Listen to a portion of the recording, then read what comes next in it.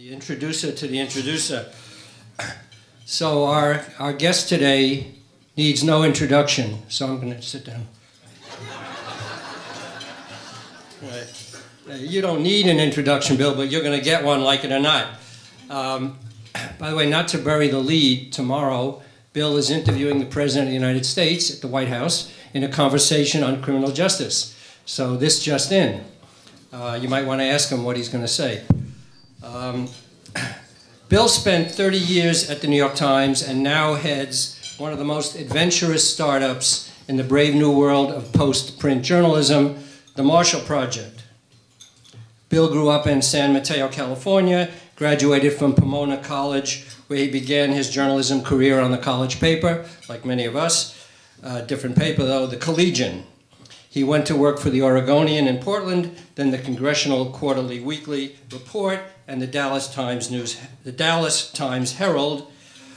He joined the New York Times Washington Bureau in 1984, and 2 years later went to Moscow, where nothing much happened, except the collapse of the Soviet Union. He won a Pulitzer for covering that in 1989. Bill always goes where the news is, or he makes the news happen, I don't know. But he went to the Johannesburg Bureau in 1992, where he again had little to cover, just the end of white rule in South Africa. And he wrote a biography of Nelson Mandela, The Tree Shaker. Bill came back to New York to become foreign editor of the New York Times, then managing editor until well, Howell Raines happened, and he became op-ed columnist. In 2003, after what has been referred to as the Raines diaspora, he returned as executive editor until 2011, when he resumed his op-ed column until leaving in 2014.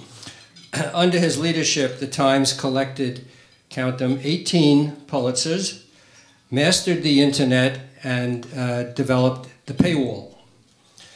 Now he's the editor-in-chief of the Marshall Project, named for the great late Associate Justice, and I'll let him talk about that venture. But it's already made great waves, generating powerful exposés of dysfunction in the criminal justice system. It has collaborated on more than 33 major stories with 21 different organizations, including the Times, Washington Post, Vice, PBS, Frontline, Chronicle of Higher Education, and New York Magazine, with which it investigated Rikers Island. So given Bill's time at the New York Times and the Marshall Project, I guess we can say he went from one nonprofit to another. So my fellow Silurians, I give you Bill Keller.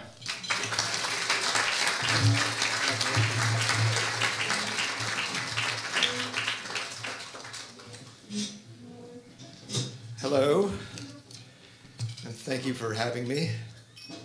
By the way, when did thank you for having me become the default salute? And, you know, welcome to the program, thank you for having me. And in what sense having? My daughter we have a custom in our household that on her birthday I write her a bit of doggerel, and last year I wrote her a piece of doggerel in her own voice and entitled it, Thank You for Having Me. But because she gets all her news from Facebook, she didn't get the joke. Anyway, I'm sorry, this is sounding like a Larry David rant. Anyway, it's nice to be here. It's an honor that the editor of a little nonprofit startup could be entertained by such an august company of people in a society named for an era that took place 400 million years before the internet fucked everything up. When Ralph asked me to do this, he said he wanted me to talk a little about leaving the Times, a little about starting the Marshall Project, and then a little about the future of news. So we'll talk a little bit about each of those, and then entertain any questions you have. For starters, I should say I love the New York Times. I will always love the New York Times. I did not leave with any sense of estrangement. I don't love the New York Times enough to pay $8 a month for the Times Insider. I've been there. But I like to think of it as going to something, not going from something. And what I went to was a specialized niche nonprofit on purpose newsroom. And the reasons I went were, first of all, this was just clearly a target-rich environment, as they say in the Pentagon. A little reporting that I did while I had the great privilege of writing a column for the op-ed page, looking into the criminal justice system, I found that felt I could spend a long time probing into this and never run out of good stories. And it happened that there was a crying need for more coverage. I mean, there have been there's been some great reporting in the past year. The New York Times on Rikers and on some of the state prisons. There's great stuff in the New Yorker, great stuff in some of the regional papers. The Miami Herald, Texas Monthly does some terrific work. But on the whole, there was a real dearth of coverage of this issue, just as a consequence of the trauma that our industry has been through. So it felt like we could do some good. It also was an area with a real potential for change. I found it so exasperating being a columnist the last couple of years that was at the Times, because I'd read about Washington and it was always about gridlock and paralysis and nothing could ever happen. And I actually, before the Marshall Project opportunity came along, wrote a column saying, next year I'm just going to avoid Washington and write about cities and states where there's at least a chance that something will happen. The one exception to that in Washington and elsewhere is the criminal justice system, where there is not 100% overlap, but a significant overlap between right and left. You have fiscal conservatives who see our prison and criminal justice system as a waste. You have libertarians who see it as another manifestation of too much big government. You have Christian evangelicals who see it as inhumane, and they've given cover to a lot of liberals who are always afraid of being Willie Horton if they said anything sympathetic to the incarcerated. So there was a real chance for change. Whether that opportunity will be grasped or not is another question, and we can maybe talk a bit about that. Also, part of the appeal when Neil Barsky came to me with this idea was the opportunity to build something from scratch. So what we built was a small newsroom. We have about 25 people. It's 8 or 9 reporters and editors, some great tech people. We built a website. We have a daily email that goes out free where we, I guess the verb of choice is curate the news and comment from around the country on criminal justice issues. And we do reporting. We do investigative reporting. We do explanatory reporting. We do sort of oblique angles or contextual pieces on the news as it's developing. And we seem to have found a pretty substantial audience. One of the things we do that was a revelation to me is we partner with other news organizations. If you were raised, as most of us were, as type A competitive journalists, this is a novel concept. But when all you have is a very nice but very small website, and you want to amplify your reporting, you look for somebody who can republish it or collaborate with you. Sometimes the partnering begins at the beginning. We'll team up with a reporter, as we have done, for example, with NPR, and then they'll do their radio piece. We'll do our piece on the website. Sometimes it's at the other extreme. It's just a matter of us offering somebody the chance to republish what we've done. And the market for free content is endless.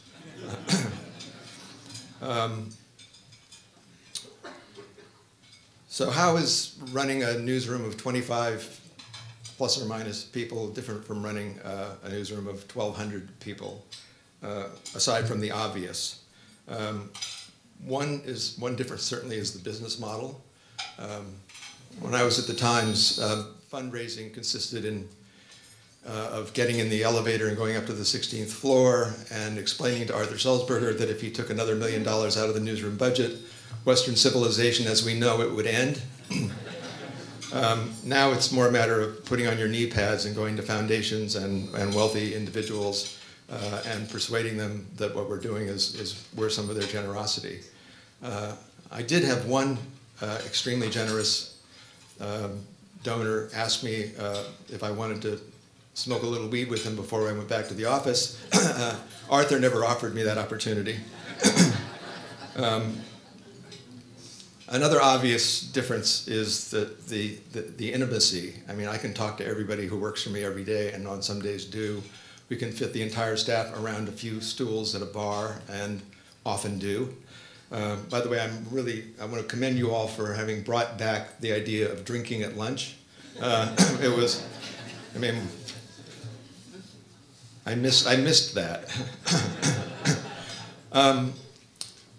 I never had to explain what the New York Times was when I was working there. Even in places like Russia and South Africa, you could go to Mozambique or Lesotho and say you're from the New York Times, and people would nod knowingly. When we started out, I had to explain that we're not the Marshall Plan, we're not the Marshall Fields Department Store, we're not Penny Marshall.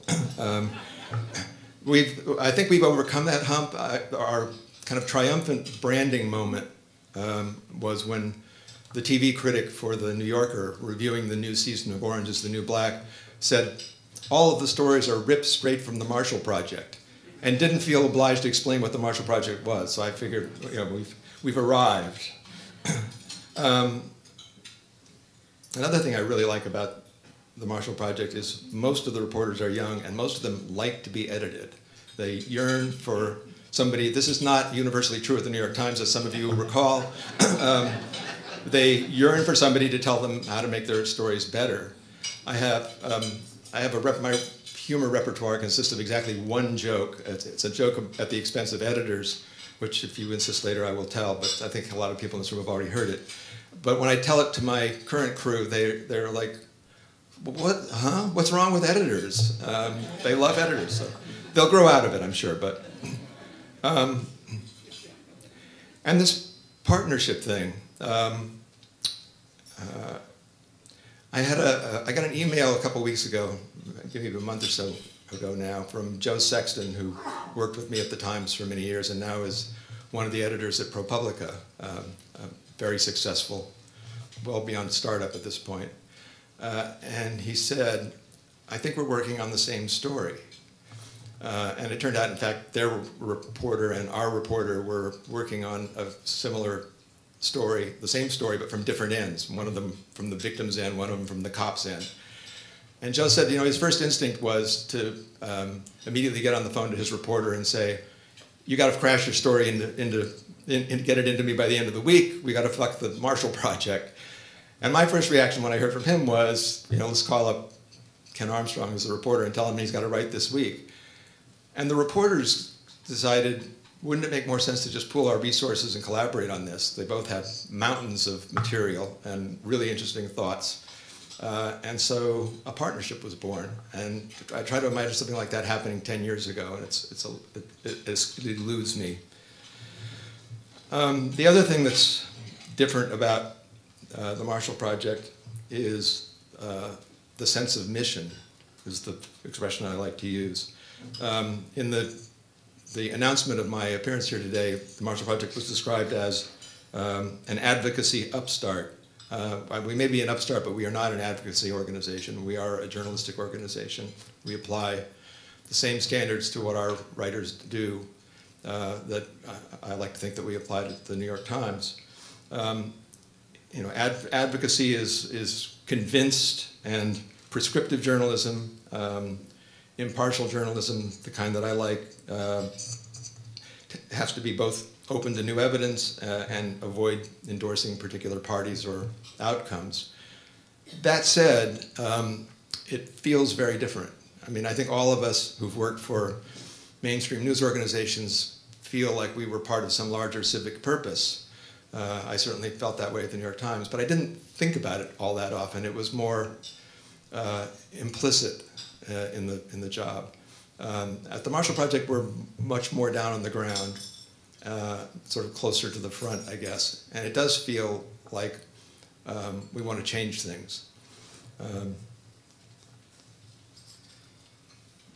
The future of journalism. I change my mind on that about every week.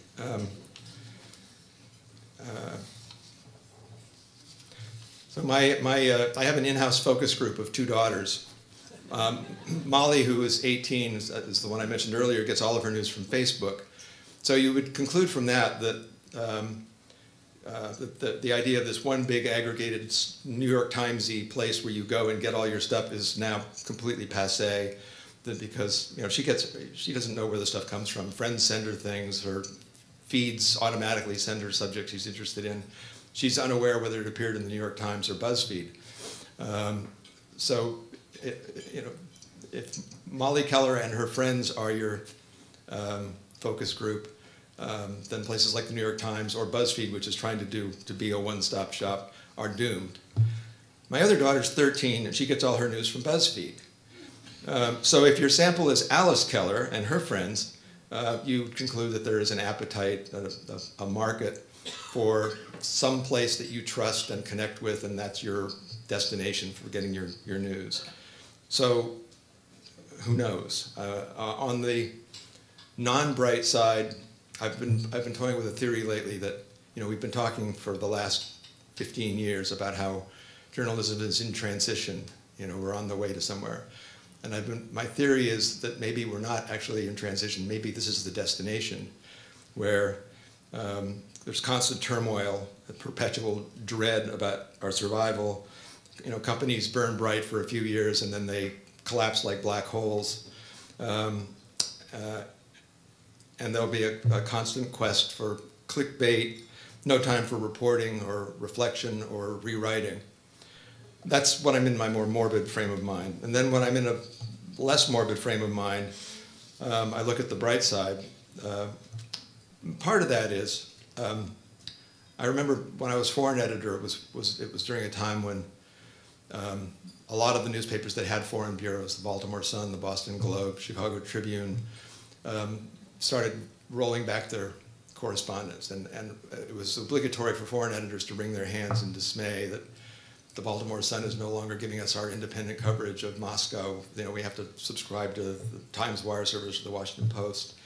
And I meant that sincerely, but it also occurs to me that just for a consumer of foreign news, which I am, this is a golden age.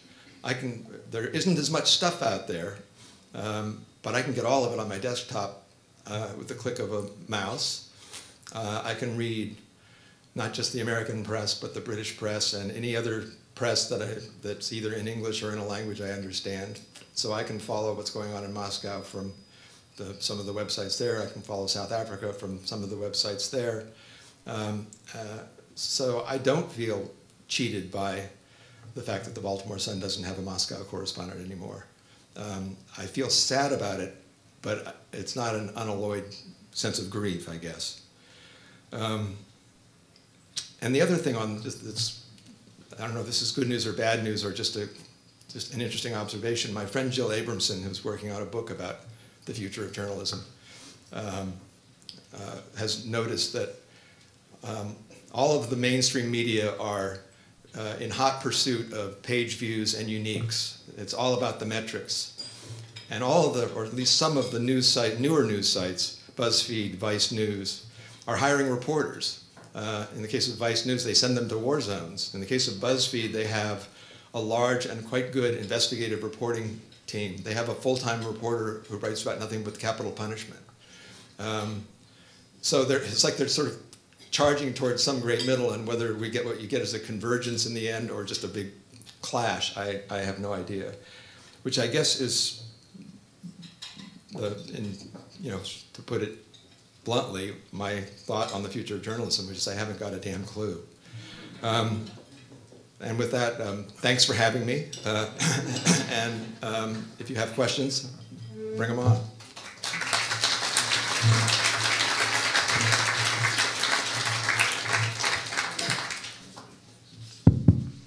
Yes, sir. Bill, let me ask you a question that's perhaps more business than editorial. Over the past 6 or 7 years, of course, we've had a recession. The Times was hit like other organizations, and down at my other home in Sarasota, Florida, I read the Sarasota Herald-Tribune and still do. At a certain point, the Times had to get rid of 16 regional newspapers. insight on, aside from the fact that you've got to save money, how that happened and what the impact was? I can give you a very short and not terribly insidery answer to that question. It was, I mean, partly it was about saving money. A lot of it was about focus. Janet Robinson in particular, when she was the CEO, felt that the Times was operating in too many different directions. We were managing two big city newspapers, the Times and the Boston Globe. We had all of these regional newspapers, which were small, mostly not very profitable, but requiring a certain amount of attention. We had the International Herald Tribune, as it then was. We had already shed magazines and broadcast outlets, and it was part of what those of us at the Times at least thought was a really smart trend, which was to focus on the Times and put all your resources into making it as good as it can be and figure out the business of it. On the bright side, after the divestiture, the Sarasota Hill Tribune won a Pulitzer Prize. Yeah. Yeah, yeah. Bill, do. Our esteemed New York Times just made it official: Joe Biden will not be running. Your thoughts, your reaction? Are you surprised? No, I never thought he was going to run. I honestly didn't. Yeah, I mean, he's a delightful man. I've watched him on the campaign trail a few times. He's a very, very good campaigner in your living room with sort of 30 of your friends. Less good in front of a large crowd. But there's, I mean, in the Democratic Party, there's a huge affection for the guy. And I can imagine that if Hillary had crashed, like in the first debate, he might have been nudged a little closer. But I think I never thought he wanted to do it. I mean, and it's not just because he can read the polls and saw that he was coming in third behind Bernie Sanders as a non-candidate. The polls would have gotten better, but he might very well have been remembered as the guy who took the Democratic Party down. And he's a very loyal party guy. Bill, hi, Jerry Eskenazi. When you're interviewing people for the Marshall Project, is it a different type of interview from the type of journalists you were looking for at the New York Times? Well, by the nature of the size of my budget, I'm looking for reporters who are cheaper than the people I could afford at the New York Times.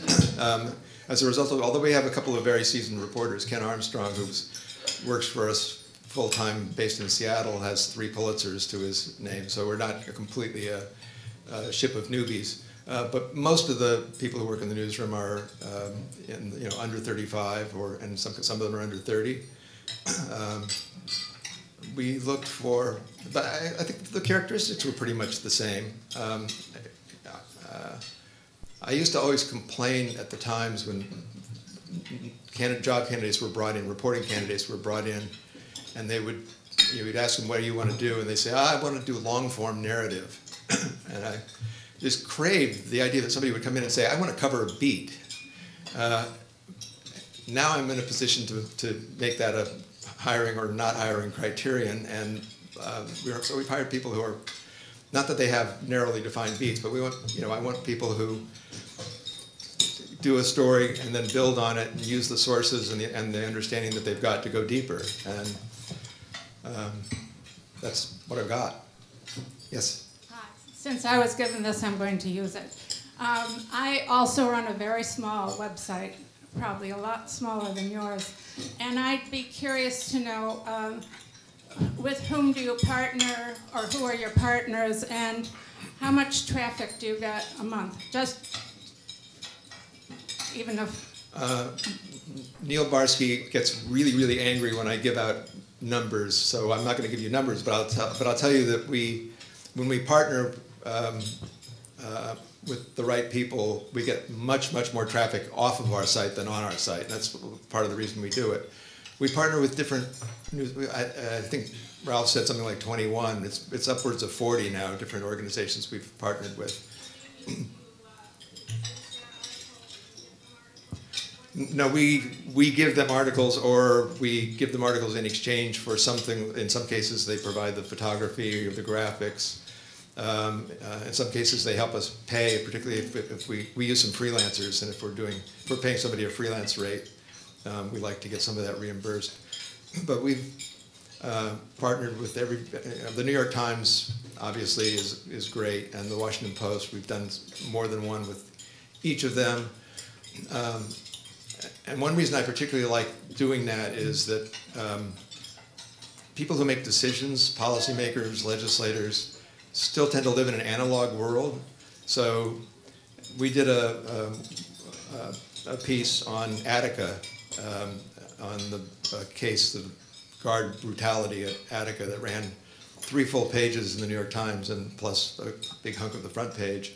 And the next week, the Justice Department sent somebody to go take a look at Attica.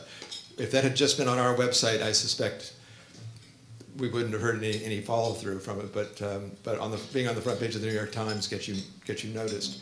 At the other end, we partner with Vice News, Mike.com, Matter, all these online-only services, and we get from some of them gigantic traffic.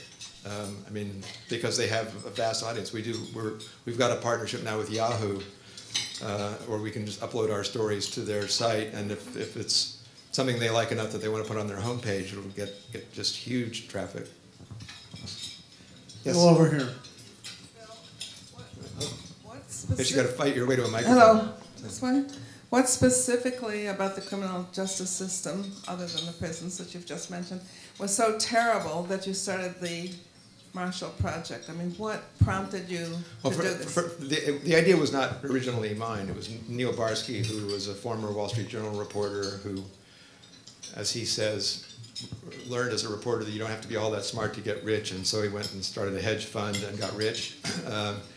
And he comes from a civil rights family and had been looking for something to sort of give back. And so he approached me with the idea of the Marshall Project. It already had its name, and that was about all it had.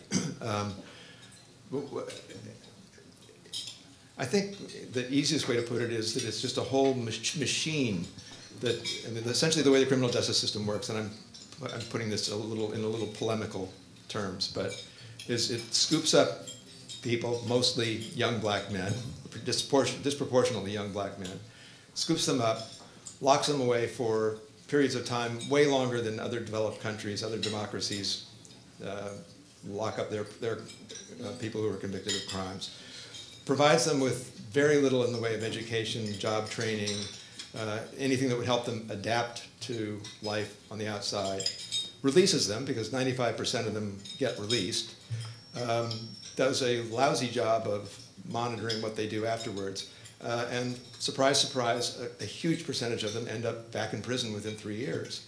This is a system that isn't doing its job of keeping us safe, on top of which it costs a lot of money and violates most people's notion of what's humane. So there's plenty to be indignant about. And you can be, it's not an ideological issue. It's just, this is what reporters are supposed to do, is hold institutions accountable. Bill, you're not dependent on advertising, but for the media that are, what do you make of these strategic partnerships between advertising and editorial that are erasing the boundaries we knew at the New York Times? How dangerous a trend is this at the New York Times and elsewhere? Do you see something going on here that we should be alarmed about? Yeah, yes, I think at least seriously concerned about. I mean, it's a slippery slope, and the obvious potential consequence is that you lose the reader's trust, which is the only thing that we really need to sell. So no, it's there's a whole. I mean, I think consumers are getting smarter too. I mean, they know that when they do a search, the stuff that pops up first is sponsored, which they know means paid for. They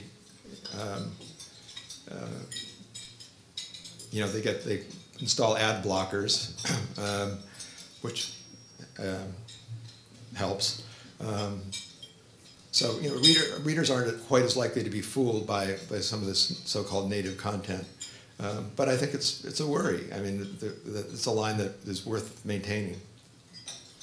Bill, recently I was at a dinner with a prominent Washington Bureau reporter, and he told me what it's like to work at the Times today. He said, the moment you find a kernel of news, you throw it on Twitter, and there's no editor between you and Twitter. And then you write a few paragraphs for the website, and then you work on your story, and then you're constantly updating everything. And he said it's 24/7, it's relentless. How do you think this is affecting the quality of news coverage? Well, I'm not going to speak about the Times specifically, where I think the news coverage has remained extremely high and deep. But this is the kind of the existential question of the last 10 years. How do you reconcile the immediacy of the internet with the obligation to report, fact check, reflect, and write? And it's a tension that's been around. It was certainly there when I was in the newsroom, and it's only gotten worse at the Times and pretty much everywhere else except maybe, I don't know, the New York Review of Books or a few other places that still do sort of bespoke journalism. When I was there, we tried to kind of create a buffer between the demand for immediacy and the demand for accuracy and depth. We set up a kind of what we called a continuous news desk, and reporters had the option of, if they were in the middle of reporting and they weren't really ready to let go of it, to say, pick up wires, or let me talk to the continuous news desk, I'll give them a nugget and they can write it, and then I'm going to go back and do my reporting. I think those buffers have kind of been lost, and now it's up to individual reporters to figure out how to do that balancing act. And it's a worry. I mean, it's not an accident that in the world of journalism writ large, and I include in this, the BuzzFeeds and the the other online places, that the ratio of serious, trustworthy news to cat videos has diminished substantially. Bill, Clyde Haberman, for those who can't see me here.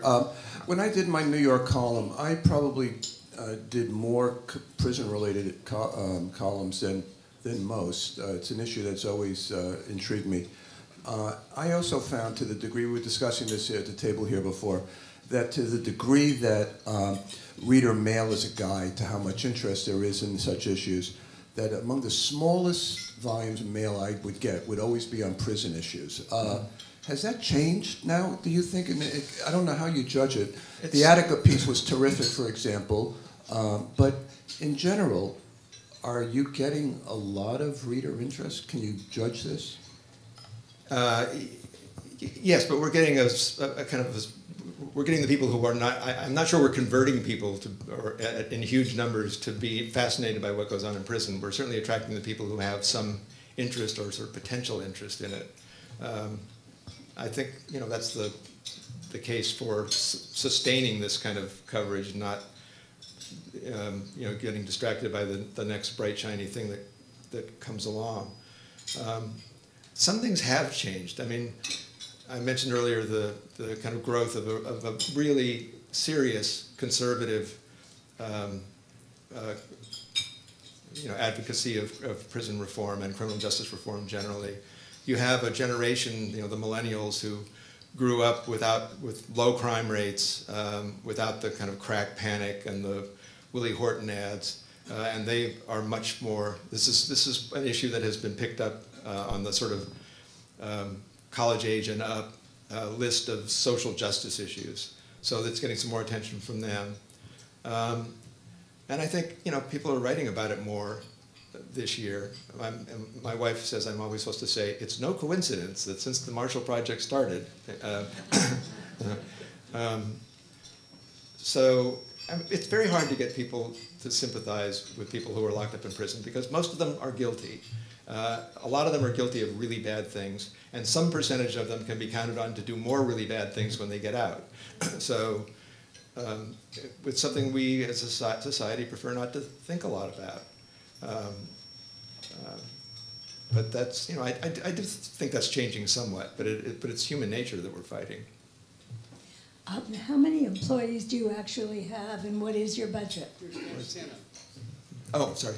How many employees? How many employees do you actually have? We have about 25. And that's what's your including. budget? Sorry. What's your budget? Budget is $5 million. A little less than $5 million. How many reporters? I mean, how many employees? Got 9 staff writers, but we're down 1 at the moment because of a health leave. We've got a tech team who built the website and sustain it and circulate our newsletter. We've got a small number of editors. We've got a development person, which is development meaning the person who goes out and begs for money. And we've got a communications person who also helps figuring out the ground rules for partnerships when we partner with other news organizations. We've got a social media editor who makes sure that everything gets appropriately tweeted. That's pretty much it.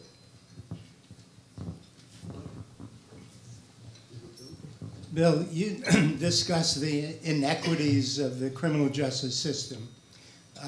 These days, we're seeing renewed interest, not only because of the Marshall Plan Project, but even the president, as Bernie indicated, is going to sit down with you tomorrow. Mm-hmm. There are conservative congressmen who are joining the move, even police chiefs and other law enforcement officers. Mm-hmm.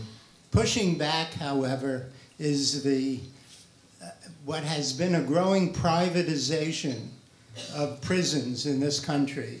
And they're very powerful politically. They have lobbyists. Have you gone into that, and how do you feel about it?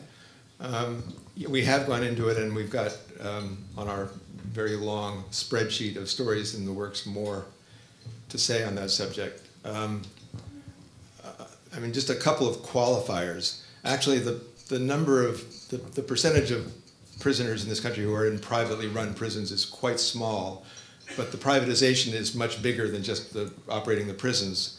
There are private companies that operate the health services, operate the food services, operate the telecommunications services, operate the transport systems when they move people from jail to prison or from prison to prison. And they're now, some of those prison companies are getting into running halfway houses and privatizing parole. So it's definitely, it's not so much that the prisons are private, but it's that all the ancillary services are more and more private. And it's, I mean, I think the people who we talk to who study these things, for the most part, view that with misgivings. It's one area where the right and left are not in sync. The conservatives and Republicans tend to be more sympathetic to the privatization. And Democrats and liberals or progressives or whatever we call them this week, tend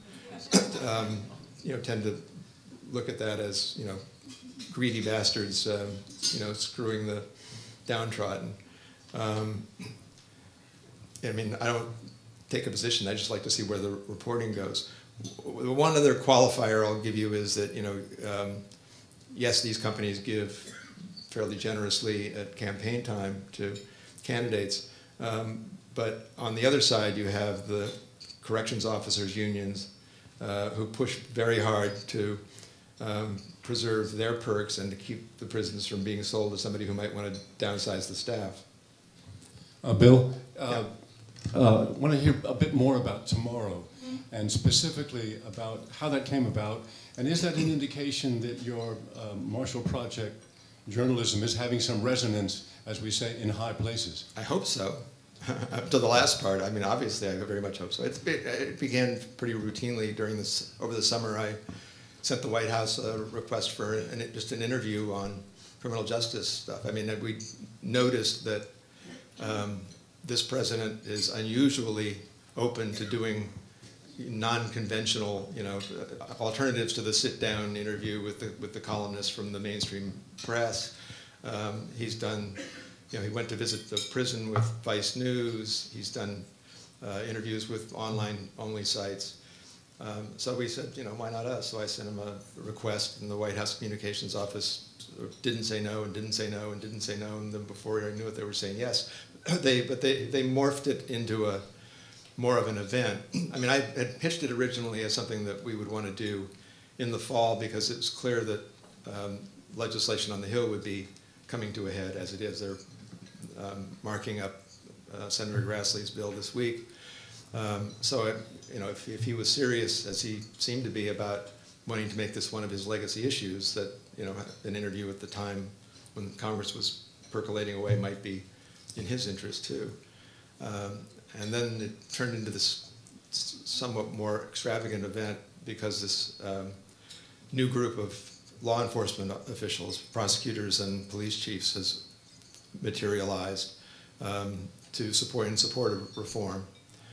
And the event tomorrow will be, which will be live streamed on our website and also by Yahoo, it's a panel discussion including the president, one major city police chief, and one U.S. attorney, with me moderating. So hope you'll tune in. And you can email me questions, but you better get them in quick. Hi, Bill. Just a question on mass incarceration. It's sort of long been held that the causes are the U.S. drug laws and mandatory minimum sentencing, but more recently some are saying the real problem is actually overzealous prosecutors. I'm just wondering, from your perch, and when you speak to President Obama tomorrow, which you think is sort of the most pressing issue right now? Well, since he's sharing the stage with a U.S. attorney, it's a safe bet that the subject of prosecutors and their role will come up. I read the same David Brooks column, I'm interested to hear what the prosecutors themselves have to say. I mean, it is true that prosecutors tend to love mandatory minimums. Back in a couple of decades ago, judges had a lot of discretion to take into account extenuating circumstances when they passed sentences, but those were the days when the crime rate was high, and to get elected to basically anything, you had to be tougher on crime than your opponent. And so Congress enacted this whole set of pretty draconian mandatory minimum sentences, took the discretion away from judges. Some of that was, I'm probably going on in more detail than you want, but some of that was motivated and supported by progressives because they were quite happy to tie the hands of judges, particularly in the South, who often pass judgment based on the color of your skin. But the basic idea was judges aren't going to be tough enough. We, Congress, will vicariously throw the book at these bad people. Prosecutors love mandatory minimums, not all of them, but on the whole they love, because first of all, they can use them as a lever to bargain with somebody for a plea deal. And 90-some% of the people who are in prison never went to trial, they took a plea deal. And so if you can say, if you go to trial and you lose, mandatory 10 years, mandatory 25 years, depending on the crime. Also, they could use it as leverage to get lower level drug offenders to turn on their superiors, and so they could use it to roll up networks. So some of them are starting to kind of let go of that and accept that maybe the pendulum swung too far. But we'll see. But it's definitely something that'll be on the agenda tomorrow. Yeah. Hi, Bill. Hey, Joe. Forgive me if you alluded to this and I missed it, but would you be open, and would the Times be open to a partnership with your website? We have partnered with the Times on the Attica piece, on another recent piece about why it's so hard to hold prison guards accountable. There's all the kind of shielding in the system, in the arbitration process, and in the union guarantees that makes it very, very hard to actually fire a prison guard who's known to be brutal. And we're working with them on another couple of pieces now. The first time the Times partnered in one of these arrangements with an outsider was when I was executive editor, and it was ProPublica. We ended up being a piece in the magazine on the hospital in New Orleans that was flooded during Katrina, and the kind of triage that the doctors and nurses practiced in deciding which patients they would rescue. It was most of an issue of the magazine and got a Pulitzer Prize. Is there some difficulty because you said that there is an advocacy element to what you do? So No, there's not an advocate. No, I'm sorry. That part you did misunderstand. We don't do advocacy. I mean, we publish comment clearly labeled as comment from outsiders, but we're not an advocacy group. What percentage of GNP goes to the criminal justice system?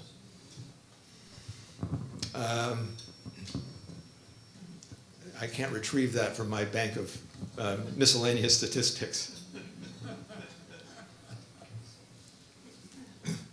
In most states, most criminal justice takes place at the county and state level. The federal prison system is only 10% of the people who are incarcerated, and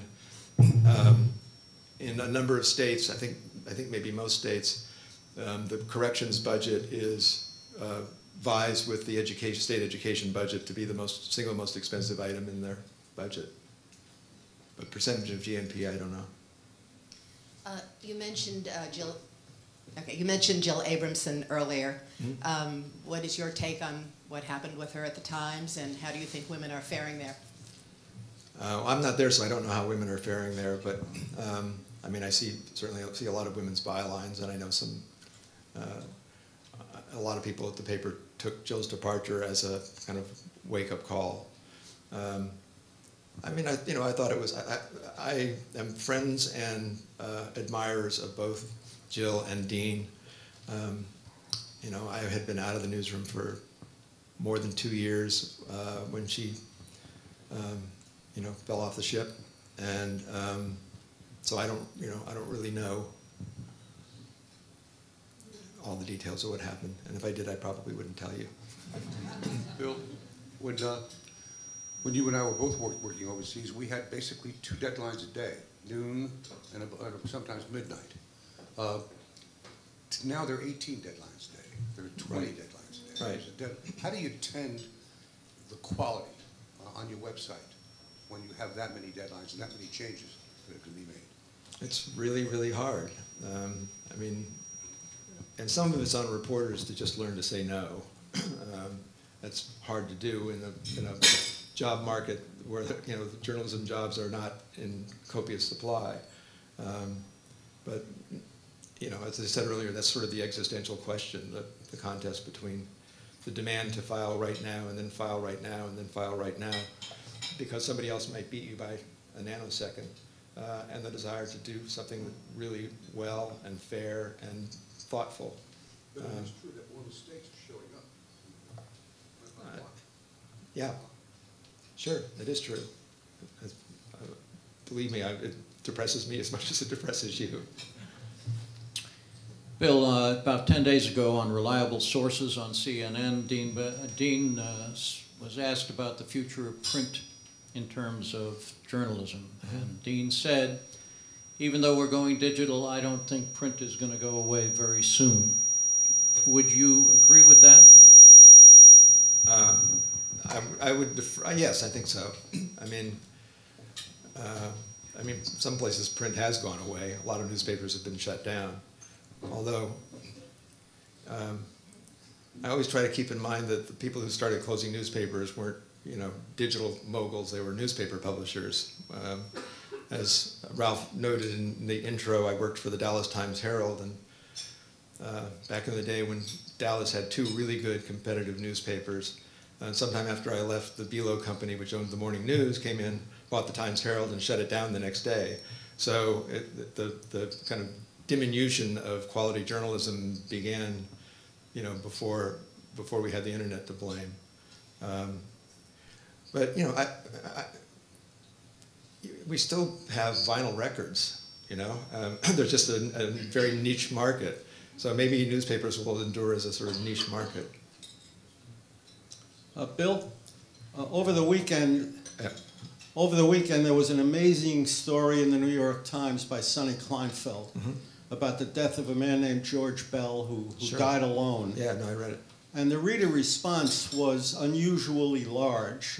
Most of the readers responding very positively they were very touched by it. There was a certain percentage, though, who said that the Times should not have run such a story. Because it was violating his privacy and he wanted to be a private Because it was guy. violating his privacy, splashing pictures of his apartment, which was not exactly ready for Architectural Digest. Right. And do you think that argument has any merit at all? Yes, but not much. I mean, I'm with the first crowd. I mean, I thought that story did one of the things that, good journalistic organizations try to do, which is put a human face on a systemic problem. People may not want to read about the generic subject of hoarders and lonely elderly people, but they'll read that story and they get a lot of information that's about more than that one character. Also, he's not around to care. Bill, while I'm looking to see who has the next question, has Orange and the New Black or any of the other non-journalistic groups that have benefited from your content come back to contribute to the Marshall Project? Not yet. I've met Piper Kernan, who wrote Orange is the New Black and who's, I guess, involved in the TV show. And she's certainly giving back in the sense that she comes to a lot of conferences on criminal justice issues and has adopted it as a cause. But we haven't seen any no check. Me. Okay. Any other questions? On the general issue of peniology, has there been any reportage on an effort to build a consensus, either regionally or nationally, on what we expect out of our prison system? Well, there's a report written every 2 weeks, it seems. The Brennan Center, or the Vera Institute, or Pew, or one of the universities will put out something along those lines. The closest thing to an effort to build a popular consensus as opposed to a sort of expert wish list is a couple of organizations that have brought together groups from the right and the left to lobby mostly at the state level, but also the federal level for reforms. There's a place called Right on Crime that's based in Austin, started around the time that Texas actually did some fairly innovative things to reduce its prison population. And there's another group called the something for public, I forget so many acronyms, something for public safety, but it's an alliance that includes the NAACP and the American Conservative Union and the Heritage Foundation. I don't know if Heritage is in it, but the Koch brothers. It's across the spectrum to push for reforms, mostly at the state level, which is where the... Two more questions? I want to ask one about marijuana. Where is it going to fit in? Where is it going to fit into what? In terms of what happens with the criminal justice system. I don't know. I mean, the trend seems to be towards legalization. I don't, but it's not exactly taking off like wildfire. I mean, it's fair to say that this is another subject that we'll be talking about tomorrow, since at the federal level, which is, as I said earlier, is only 10% of the incarcerated people, but at the federal level, almost half of those people are there on drug charges. So that's they're sort of the low-hanging fruit if you're trying to reduce mass incarceration. At the state level, it's a much, much lower percent. So I don't know what will happen. I mean, to some extent, it depends on what happens in the next elections. There are a number of interest groups that would like to have marijuana removed from the list of Schedule I drugs, which is basically makes it a felony drug. In theory, the president can do that himself, but it's a long, kind of torturous process to do it. So I don't think it's likely to happen in the time that Obama has left, even if he's inclined to do it.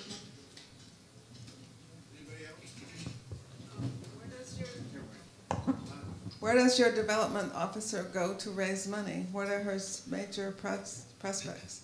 On the website, we list all of our major funders. We don't list, we have a donate button and we get contributions of 50 or 100, but the bigger donors are a mix of foundations, a lot of the kind of, household name foundations, Ford, MacArthur, the Arnold Foundation, the Langeloth Foundation, Atlantic Philanthropies, and then a lot of the money comes from people I've learned to refer to as high net worth individuals. Right. Sorry? Sounds like public radio and TV. A little bit, yeah. We don't do an on-air fundraiser, but yeah. Thank you, Bill. You're welcome.